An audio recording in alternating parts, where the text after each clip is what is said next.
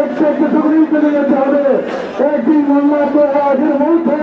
কুই আগে রওনা কুই পিছিয়ে রওনা আল্লাহ ওনাদেরকে জান্নাতের সর্বোচ্চ বন্ধন করেন এবং তাদের সাথে যাদের স্থায়ী সম্পর্ক ছিল এই সম্পর্কগুলো পরিপূর্ণভাবে ধরে রেখে আমরা সকলে তাল্লুক আল্লাহ বন্ধ করতে পারি এবং আমাদের চোখের সামনে একজন আল্লাহর অলি অগ্নি ধরা আল্লাহর অলি আল্লাহর এসের তাদের জীবনে দিনওয়ালা মানুষ চলে গেলেন। আমরা সকলেই বেটা দিত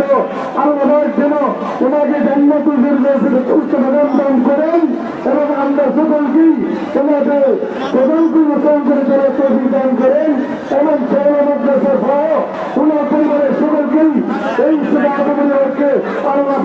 তবে জানিয়ে রাখ করেন। আল্লাহ আমাদেরকে সকলকে ক্ষমা করেন সেই ক্ষমা দয়া করি হজরতের জন্য প্রত্যেক আমাদের বলেন সেবা এবং কোন আল্লাহ করবো সম্মান হলে কোরআন পূজন করবো হজরতের